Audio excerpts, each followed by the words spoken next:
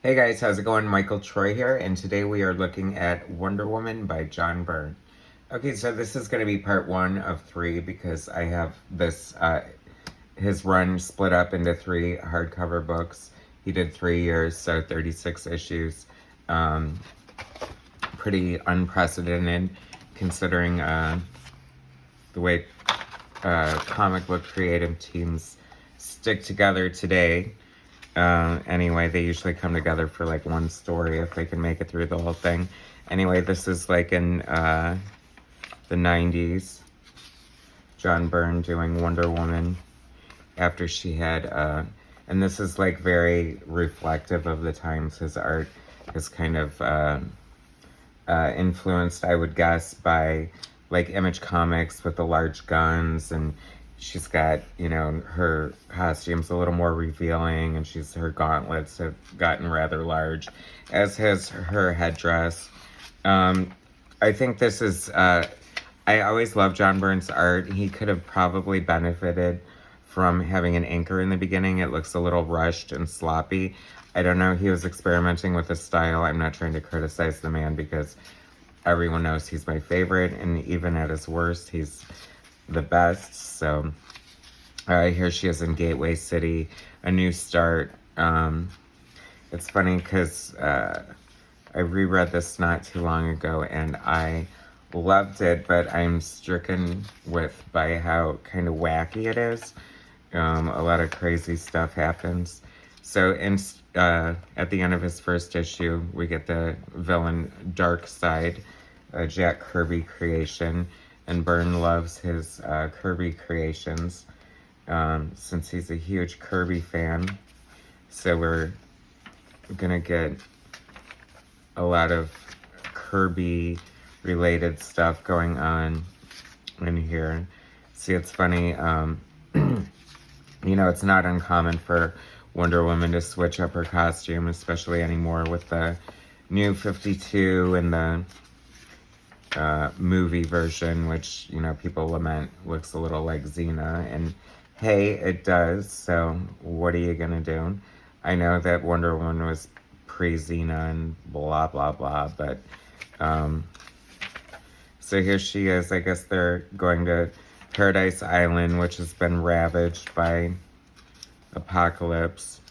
Paradise Island, I swear to God that like it's nothing but an island of warriors, and they've been devastated and decimated more times than I can shake anything at. But the art is a little reflective of the times. Here's Morgan Le Fay. Byrne loves his sexy, old, deteriorated women trapped in gold. I love the way he draws Darkseid. He definitely does have a knack for drawing. That's cool. He has a knack for drawing, like the fourth world characters, like Mr. Miracle. I wonder what happens here. Sometimes you'll see Byrne like just black out a face like that, and it's like, oops, did the pen nib get away from you? Byrne had said that it was hard for him to get a handle on a face for Diana, so he just drew She-Hulk in the beginning. And I don't necessarily think it looks just like She-Hulk, but that's what he said. I like the way he draws Olympus, and I think George Perez started that business with the upside down columns and the stairs going any which way and all that fun mad perspective. Introduction of Cassie Sandsmark.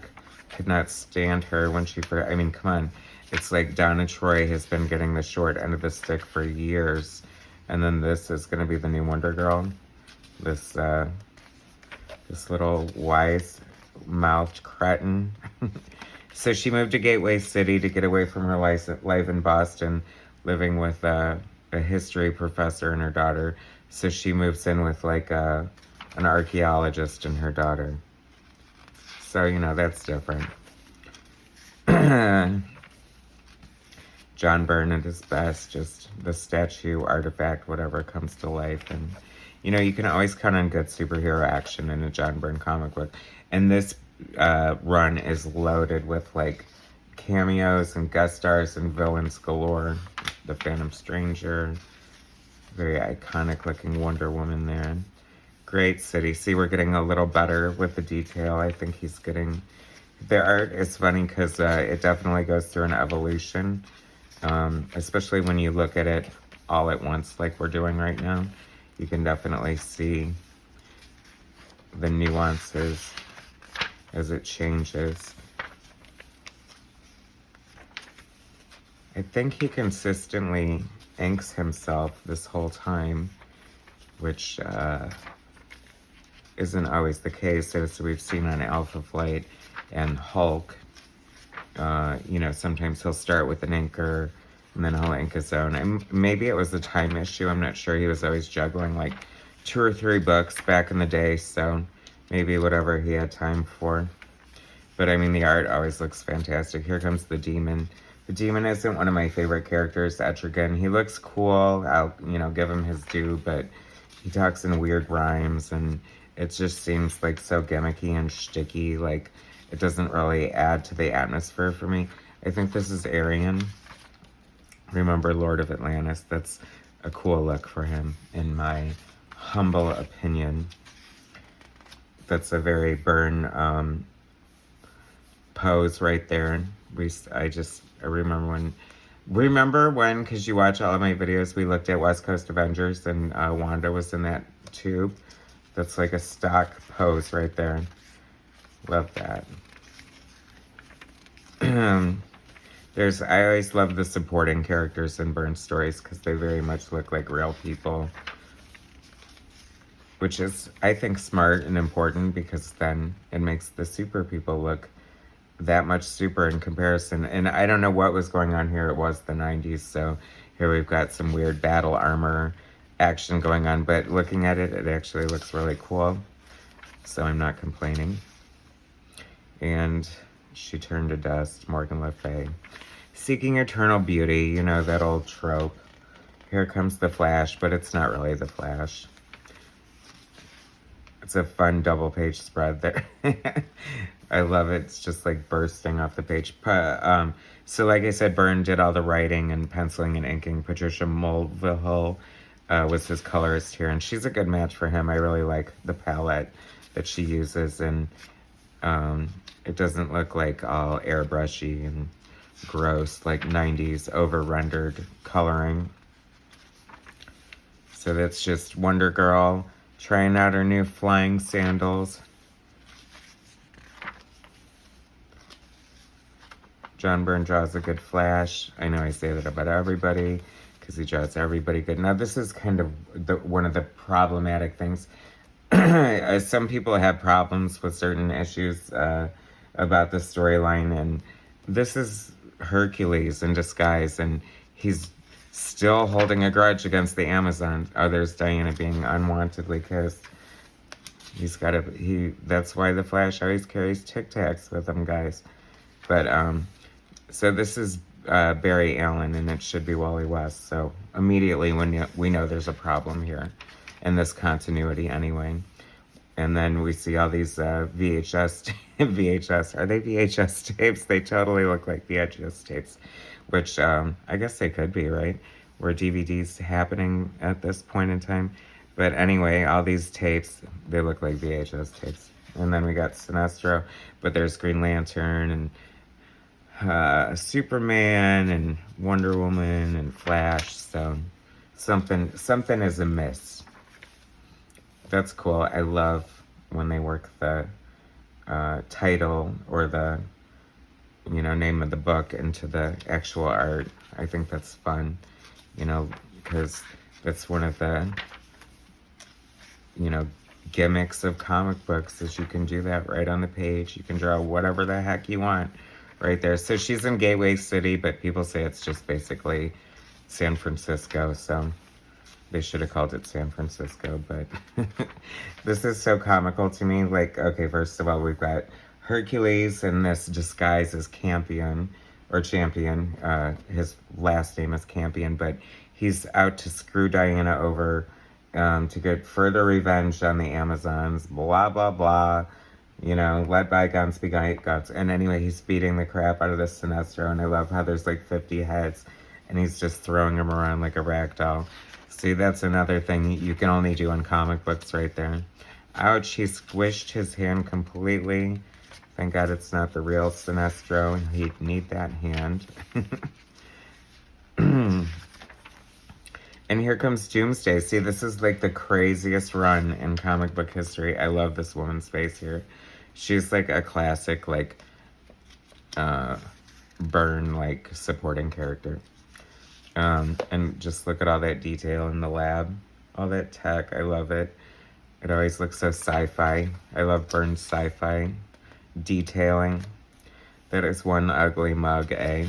The Doomsday, famous for killing... If he killed Superman. However, will Diana hold up? Byrne was always kind of known as the fixer, and he wanted to clear up a few things with problems with Diana, and one of them was he wanted to establish her, you know, as not like a less than Batman and Superman. So when you're reading this, you'll notice over and over again, it points out that she's second only to Superman when it comes to being powerful and stuff. Usually when he's appearing, because it's kind of rude to make the comparison otherwise, right? But anyway, wow, this is like the worst superhero costume ever. A vest with a t-shirt, cut-off jean shorts, and Diana's old wig.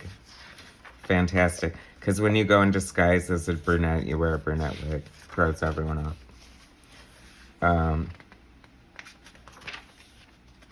A lot of big 90s, like, double-page spreads and action shots. Here's Queen Hippolyta. I think she has amnesia, or she's just sick of Paradise Island, so she's going off to work in a diner. Meanwhile, Diana's hanging on to dear life against Doomsday here, but here comes Hercules to save the day. Spoiler, it's really Hercules. There's a nice shot of long-haired Superman going to visit Ma Kent. Here, Ma, I have this tree for you. John Byrne has drawn a lot of characters uprooting trees, so it's nice to see him giving back to Mother Nature and planting a tree there. But as you can see, this is like kind of non-stop action. There's a lot going on here. The story is rather fun. DK from George Perez's run. I love this character. She looks pretty comical the way Byrne draws her with that big, like, Joker face.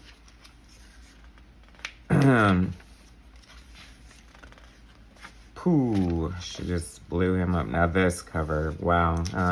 Doesn't that just leap right off the stands, make you want to buy that? And that's Wonder Girl's mother. You see the apple doesn't fall far from the tree. As far as style, aesthetics go. Anyway, she wants to train her to be Wonder Girl, but the mom's like, I don't know, all this crazy crap has been happening since you came into town, Diana. I don't know if I should. But then she turns out to be kind of hypocritical later. But here comes Decay again. I love that character so much. She needs to come back. She needs to be in the movie, in the third one. Why not? I was thinking they should have like Medusa or something, but Decay would be fun. Then you can make everyone less powerful like you want to. A cameo from Sugar and Spike, the old cartoon comic strip. She's babysitting them, apparently. Cassie, Wonder Girl. I love this cover. She looks kind of evil, like cartoony looking Wonder Woman.